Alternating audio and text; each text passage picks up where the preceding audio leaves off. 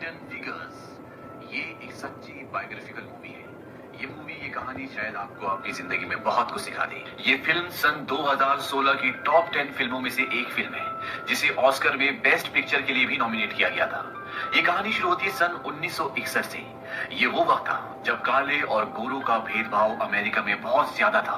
ये वो वक्त था जब वर्ल्ड वॉर 2 को खत्म हुए कई साल बीत चुके थे और अब हर देश धरती से निकलकर दूसरे ग्रहों पर जाना चाहता है। यहाँ पर 3 लड़कियों को दिखाया जाता है। ये तीनों की तीनों अफ्रीकन अमेरिकन लेडी हैं। इनकी गाड़ी सड़क पर खराब हो जाती है और तभी वहां पर एक पुलिस की गाड़ी आती है। ये उससे डर जाती है क्योंकि इस वक्त अफ्रीकन की जो अमेरिका में रहते हैं उनकी कोई इज्जत नहीं होती। उन्हें बिना किसी गुनाह के भी जेल में डाल दिया जाता था। ये तीनों की तीनों नासा में काम करती है और जब पुलिस को ये पता चलता है कि ये सब नासा में काम करती है तो वो उनसे सख्ती से बात नहीं करता बल्कि वो उनकी मदद करता है क्योंकि ये वो वक्त था जब रशिया भी इसी तरह के प्रोजेक्ट्स पर लगा हुआ था और अमेरिका चाहता था कि उनसे पहले वो अंतरिक्ष में यानी कि चांद पर पहुंचे और इसके लिए नासा में बहुत जोरों शोरों से काम चल रहा होता है। और ये तीनों नासा में ह्यूमन कंप्यूटर होते हैं यानी कि ये नासा के लिए कैलकुलेशन का काम करते हैं क्योंकि इस वक्त कंप्यूटर मशीन इतनी एडवांस नहीं थी कि उस पर पूरी तरह से विश्वास किया जा सके।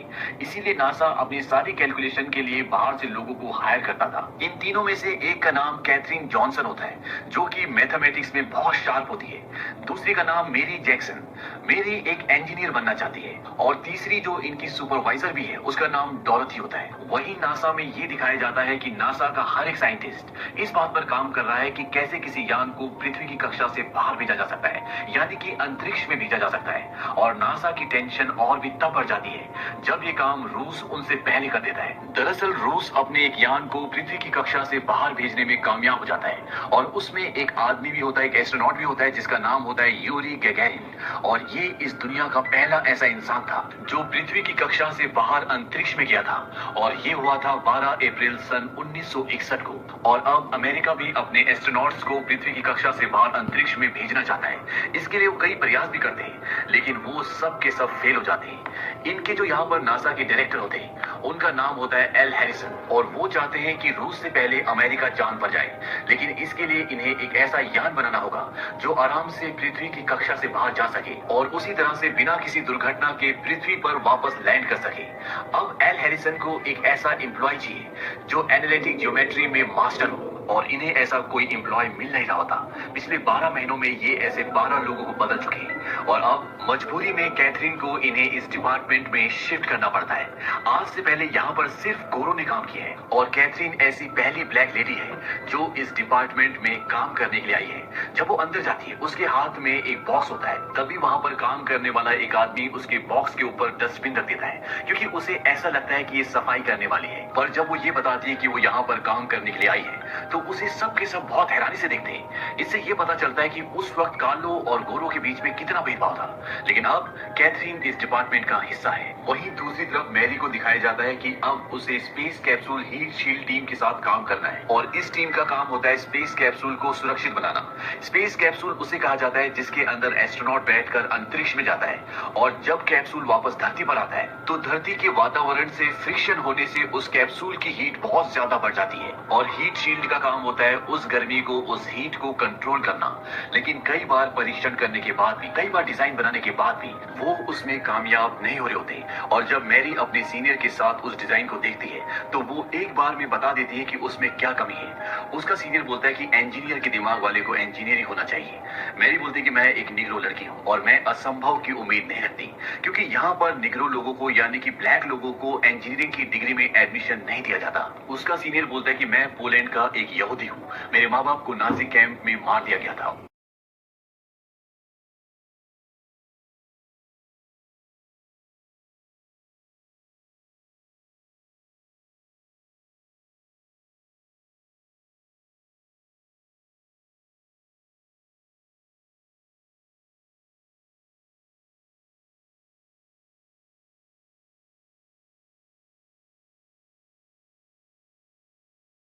मैं यहाँ पर खड़ा होकर एस्ट्रोनॉट्स को सितारों की दुनिया में भेजने की कोशिश कर रहा हूँ। ये भी नामुमकिन से कम नहीं है। वो मेरी से बोलता है कि अगर तुम व्हाइट होती तो क्या तुम इंजीनियर बनना चाहती? वो कहती कि अगर ऐसा होता तो मैं आज इंजीनियर बन चुकी होती। वही डोरोथी जो यहाँ पर सुपरवाइजर का काम संभालती है, दरअसल वो ऑफिशियली सुपरवाइजर नहीं है। पुरानी सुपरवाइजर के काम छोड़ने के बाद उसका सारा काम डोरोथी संभालती है लेकिन उसे सैलरी सुपरवाइजर की नहीं मिलती। बात के लिए मिसेस मिचेल से बात करती है तो वो उसकी बात को ज्यादा सीरियस नहीं लेती। यहाँ पर डोरोथी को ये भी पता चलता है कि नासा में अब IBM कंप्यूटर आ रहा है और अगर एक बार वो एक्टिव हो गया तो उसके बाद यहाँ पर जितने भी लोग कैलकुलेशन करते हैं उन सब की नौकरी चली जाएगी। और वो ये बात कैथरीन और मैरी को लंच टाइम में बताती है, लेकिन साथ में वो ये भी कहती है कि इन मशीन्स को ऑपरेट करने के लिए कोई ना कोई इंसान तो चाहिए होगा और अब एक ही रास्ता है कि हमें इस काम को सीखना होगा। तभी वहां पर मिसेस मिचेल आ जाती है और वो मैरी को बोलती है कि जो तुमने इंजीनियर ट्रेनिंग के लिए एप्लीकेशन दी थी उसे हम एक्सेप्ट नहीं कर सकते क्योंकि तुम्हारे पास जरूरी डिग्री नहीं है। मैरी कहती है कि मेरे पास मैथमेटिक्स और फिजिकल साइंस की बैचलर डिग्री है जो अधिकतर इंजीनियर्स के पास होती है। मिसेस मिचेल कहती है कि लेकिन हमें इस पोस्ट के लिए यूनिवर्सिटी ऑफ वर्जीनिया की एडवांस कोर्स की डिग्री भी चाहिए और ये हमारे क्राइटेरिया में है। इसे मैं डिसाइड नहीं करती बल्कि नासा करती है और ये कहकर वो वहां से चली जाती है। और अब अगर मैरी को ये पोस्ट हासिल करनी है तो उसे सारे डॉक्यूमेंट्स पूरे करने होंगे और जो सर्टिफिकेट उसे यूनिवर्सिटी ऑफ वर्जीनिया से मिल सकता है वो यहीं पर पास में एक हैम्पटन हाई स्कूल होता है वहां से भी मिल सकता है, लेकिन वो स्कूल सिर्फ गोरों के लिए होता है। हालांकि ये लॉ ऊपर से नहीं होता, लेकिन इस कानून को कोई भी नहीं मानता कि वहां पर ब्लैक लोग भी अपने सर्टिफिकेट, डिग्री या एजुकेशन कर सकते हैं। इसीलिए आज तक हैम्पटन हाई स्कूल में कोई भी ब्लैक इंसान नहीं गया। लेकिन मैरी किसी भी हालत में वहां पर एडमिशन लेके अपने डॉक्यूमेंट्स पूरे करना चाहती है, इसीलिए वो कोर्ट में जाती है क्योंकि अगर जज ने उसे वहां से ग्रीन चिट दे दी तो उसे वहां पर एडमिशन मिल जाएगा। जज उसे कहते हैं कि तुमने एडमिशन के लिए पिटीशन दर्ज की है, लेकिन तुम्हें पता होना चाहिए कि हैम्पटन हाई स्कूल गोरों का स्कूल है। चाहे सुप्रीम कोर्ट कुछ भी कहे, लेकिन वर्जीनिया अभी भी काले और गोरों का रंग भेद करने वाला राज्य है। मैरी कहती कि मैं आपसे कुछ कहना चाहती हूँ। वो कहती कि आप अपने परिवार में पहले थे जो यूएस नेवी में गए, आप पहले थे जो यूनिवर्सिटी गए और आप पहले स्टेट जज बने जिसे 3 गवर्नर्स ने चुना। जज कहता है कि आप कहना क्या चाहती हैं? वो कहती है कि इस दुनिया में जो भी इंसान पहली बार कोई पहला काम करता है तो उसे ये दुनिया हमेशा याद रखती है, चाहे वो चांद पर जाना हो या कोई और काम हो। वो कहती है कि आज से पहले कोई भी ब्लैक इंसान गोरों के स्कूल में नहीं गया और अगर मैं ऐसा करती हूँ और आप भी फैसला सुनाते हैं तो आपका नाम इतिहास हमेशा याद रखेगा। जज उसकी इस बात से इम्प्रेस हो जाता है और वो कहता है ठीक है, लेकिन तुम सिर्फ नाइट क्लासेस में जा सकती हो। और इस बात से मैरी को खुशी होती है क्योंकि अब वो नासा में इंजीनियर बन सकती है। वहीं दूसरी तरफ डोरोथी अब IBM मशीन को समझना चाहती है, उसकी प्रोग्रामिंग सब कुछ सीखना चाहती है ताकि वो उसे ऑपरेट कर सके और वो इसके लिए लाइब्रेरी से बुक चुरा के ले आती है क्योंकि जिस लाइब्रेरी में वो बुक होती है वहां पर ब्लैक लोगों को जाना मना होता है। इस वक्त में ब्लैक लोगों के लिए बहुत ज्यादा रिस्ट्रिक्शन थी। बस में उनके लिए सीट्स अलग होती थी, उनके टॉयलेट्स अलग होते थे, वो हर जगह नहीं जा सकते थे जहां पर गोरे जा सकते थे। लेकिन अब डोरोथी के पास वो बुक है जिससे वो IBM मशीन को समझ सकती है और वो उसे पढ़ना शुरू करती है और साथ ही साथ वो जो सीखती है वो अपनी टीम को भी सिखाती है क्योंकि वो जानती है कि एक बार ये मशीन चलना शुरू हो गई तो यहाँ पर किसी भी ऐसे एम्प्लॉय की जरूरत नहीं होगी जो कैलकुलेशन करता है क्योंकि IBM मशीन सब कुछ खुद ही कैलकुलेट कर लेगी। इसीलिए वो अपनी पूरी टीम को जो उसके अंडर काम करती है, जो सारी फीमेल्स ब्लैक हैं और जिनकी जॉब जाने वाली है, वो उन्हें IBM मशीन के बारे में पढ़ाना समझाना शुरू कर देती है। वही कैथरीन हैरिसन जो कि यहाँ का डायरेक्टर है, उसके अंडर जो टीम होती है उसके साथ एनालिटिक ज्योमेट्री का काम करती है, लेकिन वहां पर उसके साथ बहुत भेदभाव हो रहा होता है क्योंकि वो अपने ग्रुप में अकेली निग्रो औरत होती है। उसके लिए कॉफी की कैटल अलग से लगाई जाती है क्योंकि उनका स्टाफ नहीं चाहता कि जहाँ से कॉफी वो लोग पीते वहां से कैथरीन भी पिए। साथ ही साथ कैथरीन को यहाँ से वॉशरूम 800 मीटर दूर जाना पड़ता है क्योंकि यहाँ पर जो वॉशरूम होता है वो सिर्फ गोरे लोगों के लिए होता है। लेकिन कैथरीन अपने काम में बहुत शार्प होती है। हालांकि उसे सारे डॉक्यूमेंट्स नहीं दिए जाते, लेकिन बावजूद इसकी वो एक ऐसी कैलकुलेशन बोर्ड पर करती है जिसे देखकर सब हैरान हो जाते हैं। हैरिसन उसे अपने पास बुलाते हैं। वो कहते हैं कि तुमने सब कैसे किया? वो कहते हैं कि जो डॉक्यूमेंट्स आपने मुझे दिए उसके आधार पर ये पता चलता है कि आपके आज तक के सारे टेस्ट फेल क्यों हुए। आपका रॉकेट सब कुछ ठीक है, लेकिन कैप्सूल के भार को वो अंतरिक्ष तक पहुंचा ही नहीं सकता। हैरिसन बोलता है कि तुमने सब कुछ पता कर लिया इन डॉक्यूमेंट्स के आधार पर जो पूरे भी नहीं है। वो कहते हैं कि इनमें सब कुछ लिखा हुआ है और वो हैरिसन को सब कुछ एक्सप्लेन करती है। हैरिसन को ये भी लगता है कि कहीं ये रूस की जासूस तो नहीं है, लेकिन उसे बताया जाता है कि ये रूसी नहीं है। इसके बाद हैरिसन ऑर्डर देता है कि इससे कोई भी बात नहीं छुपाई जाए, इसको पूरा डेटा बताया जाए। हालांकि उसके साथ के लोग नहीं चाहते, लेकिन हैरिसन किसी भी कीमत पर इस प्रोजेक्ट को पूरा करना चाहता है। लेकिन हैरिसन देखता है कि कैथरीन कई बार उठकर अपने डेस्क से चली जाती है और वो बहुत देर बाद आती है। और जब हैरिसन पूछता है कि तुम बार बार यहाँ से गायब क्यों हो जाती हो, वो कहती है कि मैं बाथरूम गई थी। हैरिसन बोलता है कि बाथरूम, वो भी 40 मिनट तक? क्या करती हो तुम वहां पर? वो कहते कि यहाँ पर मेरे लिए कोई बाथरूम नहीं है। मेरा बाथरूम यहाँ से 800 मीटर दूर यानी कि आधा मील दूर है और वहां से आने जाने में मुझे 40 मिनट लग जाते हैं और यहाँ तक कि हम लोगों को यहाँ से साइकिल ले जाने की भी इजाजत नहीं है। मैं उस स्पॉट की कॉफी पीती हूँ जिस पर आप हाथ भी नहीं लगाना चाहते। हैरिसन को इन सब बातों के बारे में नहीं पता होता।